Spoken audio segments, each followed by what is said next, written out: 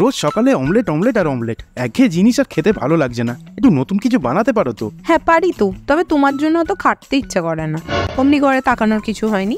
দাঁড়াও, বানাচ্ছি স্পেশাল কিছু। আজকে বানাবো বাটার গার্লিক এগ। ডিম ফাটিয়ে নেব প্রথমেই। কটা ডিম দিচ্ছি আপনারা দেখে বলবেন কমেন্ট বক্সে।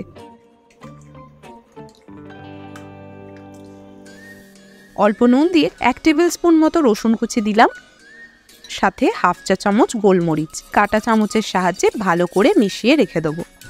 একটা প্যানে 1 কিউব বাটার দেবো, এই ধরুন 1 চামচ মতো।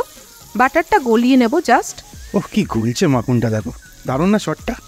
সরো সরো, ক্যামেরা নিয়ে আর কায়দা মারতে হবে না। মাখনটা ব্রাউন হয়ে গেলে রান্নাটা বাজে হয়ে যাবে।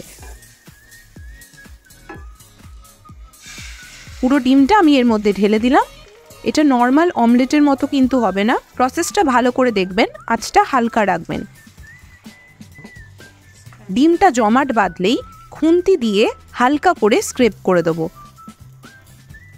হালকা হালকা জমাট বাঁধতে দিন আর খুন্তি দিয়ে এইভাবে স্ক্রেপ করুন। এতে ডিমটা ফ্লাফি হবে, স্পঞ্জের মতন, আর আঁচ কম থাকায় তুলোর মতো নরমও হবে।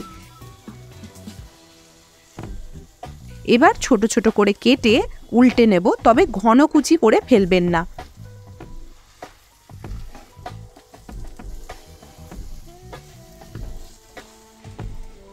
বেশি লাল করে ডিমটা একদমই ভাজা হবে না। এইবার আমি এটাকে নামিয়ে রাখছি। একই প্যান পরিষ্কার করে নিয়েছি। কয়েক টুকরো মাখন দিলাম, 2 টেবিল স্পুন রসুন দিয়ে দেবো কুচি করা।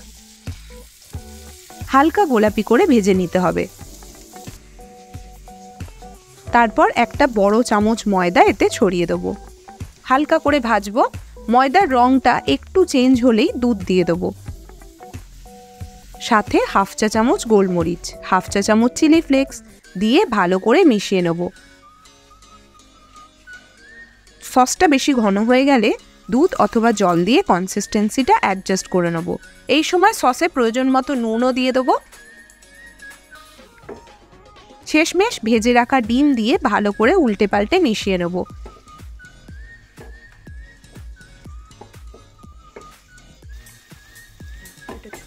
পার্সলে ছড়িয়ে রান্না শেষ করলাম। এর সাথে সবথেকে ভালো কমপ্লিমেন্ট করে কড়মড়ে পাউরুটি। কি করে বানাচ্ছি দেখে নিন। আঁচে তাওয়া বসিয়ে 2টো পাউরুটি সেঁকতে দিলাম।